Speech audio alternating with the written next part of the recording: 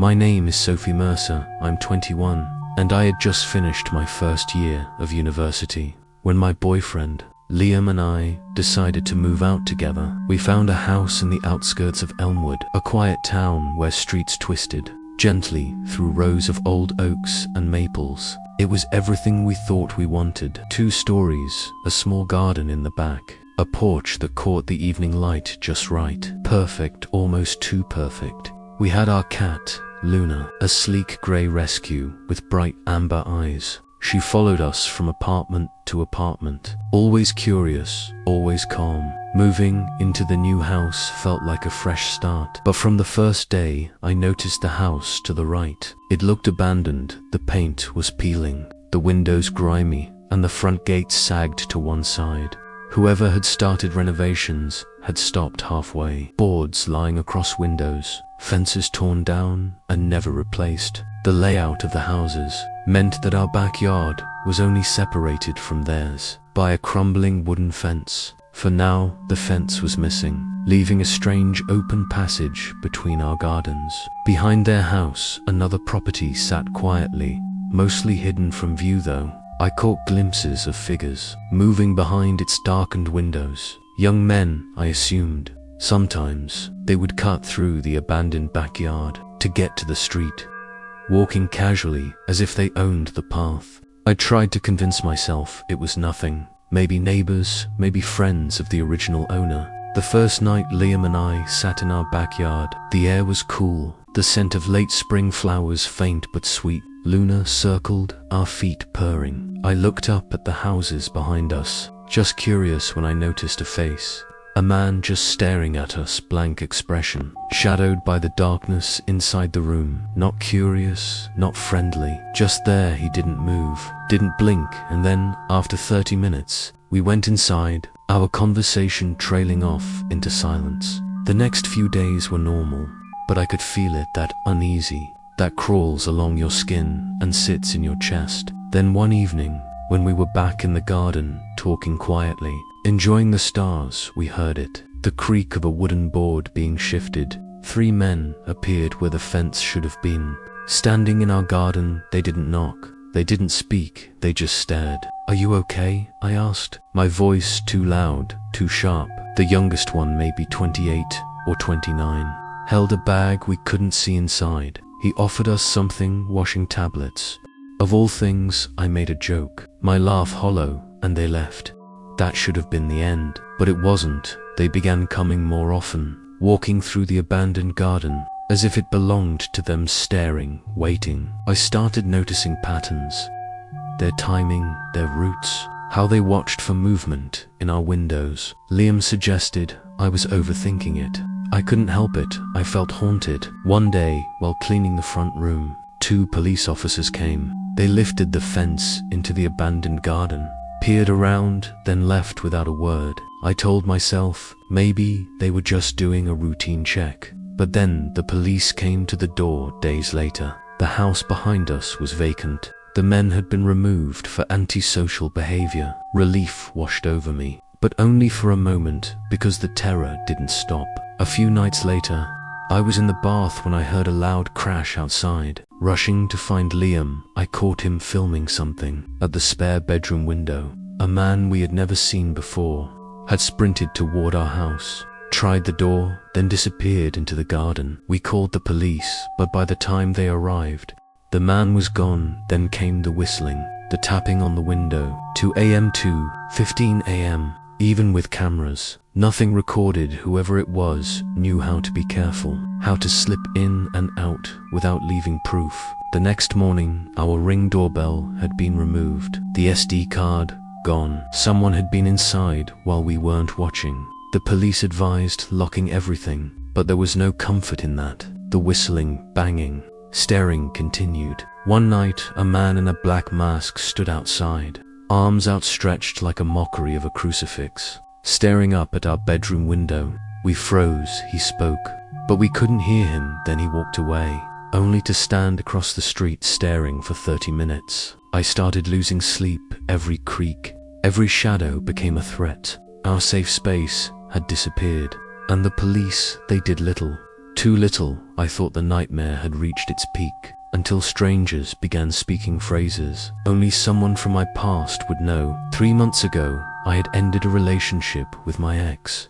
Mason, he wasn't violent, not physically, but controlling, obsessive. He tracked my movements, questioned me on tiny details, demanded explanations for things only he should have known. I left him changed numbers, blocked social media, moved apartments. I thought I was safe, and then it began. First, the barista at a coffee shop said, "Good morning, sunshine."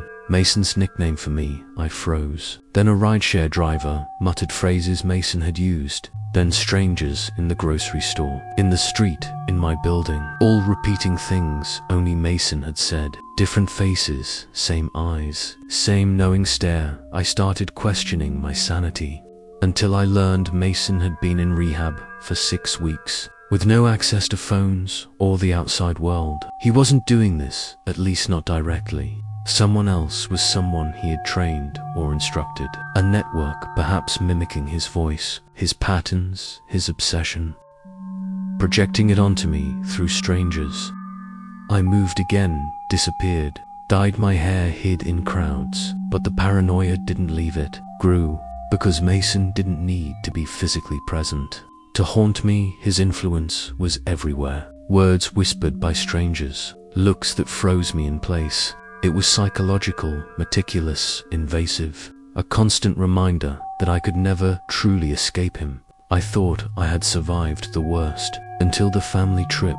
We decided to visit Lake Erie, Michigan. My aunt had rented a massive beachside Airbnb for 18 people. Some slept in the main house. Liam, our cousins, and I were in the 2-story garage behind it. The garage was neglected, moldy carpets, stained sheets, a flimsy latch on the door.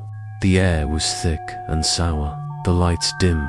Every corner felt like a shadow waiting to move. At midnight, I was doing laundry alone, the hum of the dryer echoing too loudly in the silence. Around 3 a.m., a loud crash shook the garage door. The vibration rattled through the floor. Through the walls, my cousins were asleep. I stayed frozen. Another crash, louder. The building trembled. My heart raced. Footsteps, no. Something heavier, deliberate, waiting. We woke our aunt. My uncle ran outside.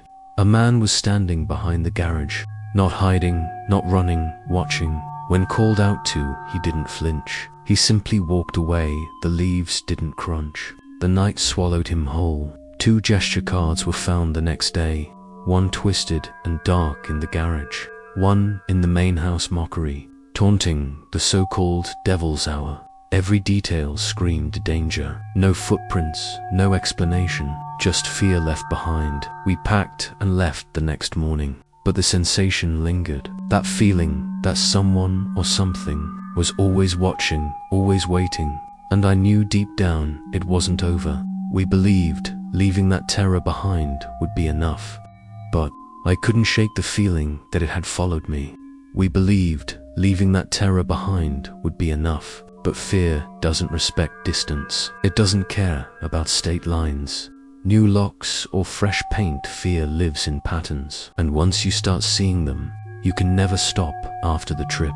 I couldn't return to normal life. Elmwood didn't feel quiet anymore. It felt staged, like a set built to look peaceful, while something watched from just off camera. Liam noticed it before I admitted it out loud. I checked the windows constantly. I flinched at footsteps that weren't there. I slept in fragments, waking every hour, heart racing, convinced someone had whispered my name. Luna started acting differently too. She'd sit in the hallway at night, staring at the front door. Not scratching, not meowing, just staring, her tail low, her body rigid. Cats sense things we don't want to acknowledge. The cameras helped at first. They gave us the illusion of control. Every night before bed, we checked the feeds. Front door, back garden, side passage, empty. Still silent, but silence can be loud. One night, around 1 a.m., the backyard camera flickered just for half a second. The image distorted, warped, then snapped back into place. Nothing was there, I told myself. It was a glitch. 10 minutes later, Luna hissed. I sat up so fast, I made myself dizzy. She was standing on the bed, fur-puffed, staring at the bedroom door, not growling, hissing, low and constant. Then came the sound, footsteps slow, careful, too light to be Liam, too deliberate to be the house settling. They stopped right outside our door. I held my breath so hard, my chest burned. Nothing happened. After what felt like an hour, but was probably seconds, the footsteps retreated. I didn't sleep again that night. The next morning, there was nothing. No signs of entry, no damage. No alerts from the cameras. That was when it hit me. Whoever this was knew where the cameras were. The harassment outside continued, but it changed. It became quieter, smarter. He didn't always wear a mask anymore. Sometimes he stood across the street in plain clothes. Blending in, sometimes he pretended to be on his phone. Sometimes he just leaned against a lamppost, staring. Always staring once, while taking the trash out. I heard him speak morning sunshine. I froze. I didn't turn around. I didn't respond. I just walked back inside, shaking so badly I dropped the trash bag in the hallway. Liam wanted to confront him. I begged him not to. Something about the man felt rehearsed. Like he wanted a reaction. Like that was the point. The police still dismissed us. He hasn't touched you. He hasn't made threats.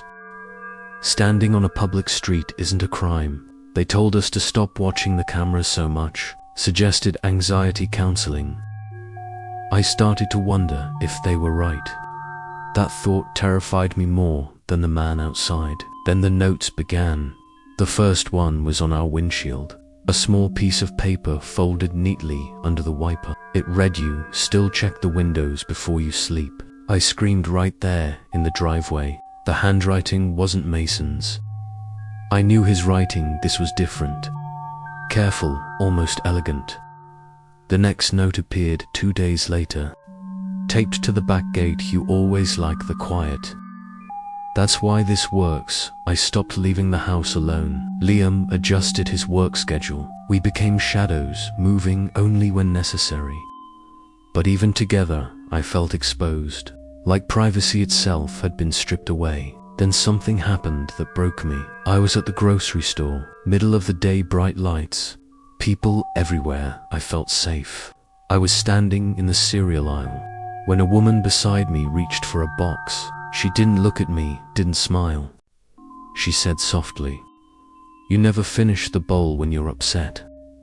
My knees buckled. That was something Mason used to say when we fought. Something no one else knew. Something I had never told anyone. I abandoned my cart and ran. That night, I finally told Liam everything about Mason.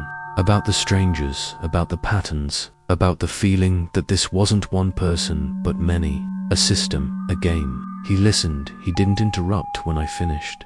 He didn't tell me I was imagining it. He just said, "Then, we're dealing with something bigger than we thought."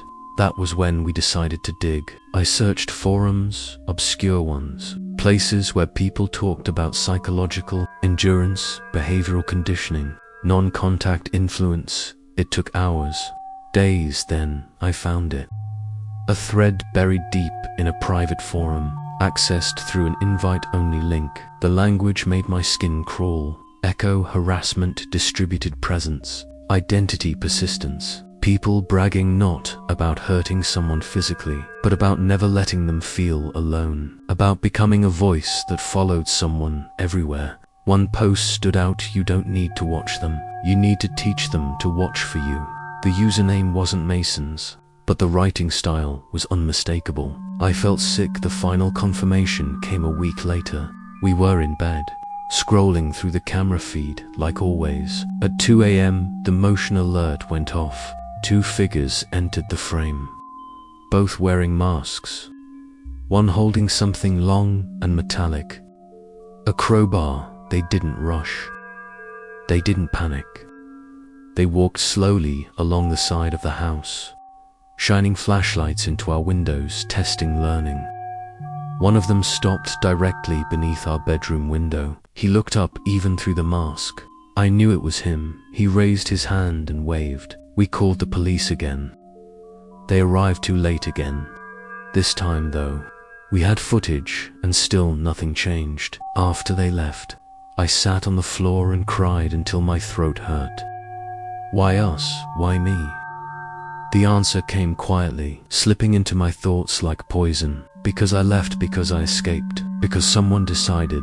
That meant I deserved to be reminded forever that freedom had a price. I thought the nightmare had reached its peak, until I realized something was missing. Luna, our bedroom door, was open. Her bed was empty, and the back door was unlocked. I don't remember standing up. One moment, I was sitting on the floor, my back against the bed, my face wet with tears. The next, I was running barefoot down the hallway, my heart slamming so violently, it felt like it was trying to tear its way out of my chest. Luna, I called, my voice breaking. Luna. The house answered with silence. The back door was open, just enough to let the night air spill inside. Cold, damp, wrong, the kind of cold that doesn't belong indoors. I froze at the threshold, staring at the darkness beyond the glass. Liam caught up behind me, grabbed my arm. Sophie, stop. We don't know, but I was already stepping outside. The garden looked the same, the grass unmoving, the fence still broken. The abandoned house loomed beside us, its windows black holes in the night. Then I heard it, a soft sound, barely there. A meow. I ran toward it before Liam could stop me. My feet sank into the wet grass, each step feeling louder than it should have been. The sound came again, weaker, this time from near the edge of the abandoned garden. Luna, I whispered, crouching, my hands shaking. She was there, curled low near the fence line. Her fur was damp, her body tense. When she saw me, she didn't run like she usually would. She just looked at me, eyes wide, pupils blown, and then she hissed. Not at me, behind me. Liam shouted my name. I turned. Someone was standing in the abandoned garden. Not moving, not hiding, watching. I couldn't see his face clearly, just the outline of a hood, the faint gleam of eyes catching the dim porch light. He didn't speak, he didn't gesture. He just stood there and smiled. Liam grabbed me and pulled me back inside, slamming the door so hard the glass rattled. We locked it, bolted it, stood there shaking, listening for footsteps. None came. We didn't sleep that night. The next morning, Luna wouldn't leave our side. She followed us from room to room, refusing to eat unless we were sitting next to her. The cameras showed nothing unusual overnight. No motion alerts, no shadows. That terrified me more than if there had been, because it meant he knew when to stop. We installed more cameras, upgraded locks, motion sensors, even a temporary fence panel along the garden border. It all felt useless, like trying to keep out smoke with your hands. The notes stopped for a while. So did the whistling, so did the man across the street. For a brief, dangerous moment, I started to believe it was over. That's when the messages began. Not texts, not emails, voicemails. The first one came from an unknown number. While I was in the shower, I didn't hear it until afterward, when I saw the notification. One new voicemail. I almost deleted it without listening. Almost instead, I pressed play. Static filled the speaker. Low, constant, then breathing slow, controlled, and then a voice. Not Mason's, but close enough to make my stomach drop. You always take the longest showers when you're trying to calm down. I dropped the phone. The next voicemail came the following night. I liked your hair better before. Another pause. You always change it when you think you're gone for good. I stopped answering unknown calls. Changed my number again. It didn't matter. The voicemails still came. Sometimes it was a man, sometimes a woman, sometimes someone young, sometimes someone old.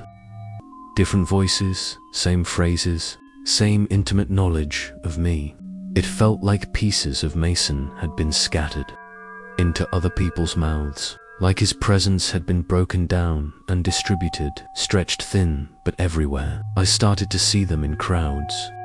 A man on the bus, staring too long. A woman at the pharmacy smiling like she recognized me. Someone humming that same song Mason used to play during our fights. I stopped leaving the house unless Liam was with me. Even then, I felt watched. One evening while Liam was at work, the doorbell rang. I didn't move. The camera feed showed a woman standing on our porch. Mid-30s, plain clothes, no mask, hands folded calmly in front of her. She looked normal. She rang the bell again. I finally spoke through the intercom. "What do you want?" She smiled up at the camera. "I just wanted to see if you were still here," she said softly. "You disappear, so is..." My blood ran cold. "I'm calling the police," I said. Her smile widened. "That's okay," she replied. "They already know." She turned and walked away. No rush, no fear. That was the moment something inside me broke. I stopped trying to understand it as stalking. This wasn't one person obsessed with me. It was a performance. A coordinated effort to strip away my sense of safety, identity, and reality, to make every face suspect. Every voice dangerous. They didn't want to hurt me. They wanted me to unravel. The final escalation came on a Sunday night. We were in bed, lights off, pretending to sleep around 3 a.m. The power cut out, the house plunged into darkness.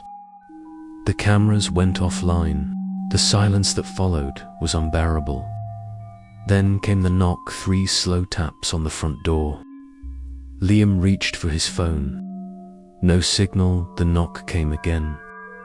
I heard someone outside whisper, "Sunshine." The back door handle rattled. The side window creaked. They were testing every entry point surrounding us. I realized then that the house was no longer the target. We hid in the bathroom, the only room without windows, holding Luna between us. My hands were shaking so badly, I could barely keep quiet. Then laughter, soft, muffled from outside, and then footsteps retreating. When the power came back on, the house was untouched. No forced entry, no evidence, just one thing written on the bathroom mirror in foggy streaks, as if someone had breathed on the glass and traced letters with a finger. "You can move again if you want. We'll still find you." We didn't stay another night. We packed only what we could carry and left before dawn. No goodbyes, no explanations. We didn't tell anyone where we were going. Even now, I won't say. I don't know how many people were involved. I don't know if Mason started it, or if something else took over after he disappeared from my life. Sometimes I think this is bigger than him. Sometimes I think it feeds on fear, on recognition, on being seen. I still hear phrases sometimes in passing, in crowds, from strangers who don't even slow down. Maybe they're coincidences. Maybe they're not. All I know is this: I don't trust silence anymore. I don't trust familiarity. And every time someone calls me Sunshine, I run, because I've learned something the hard way. You don't need to be watched to be hunted. You just need to know someone is still looking. And I know they are.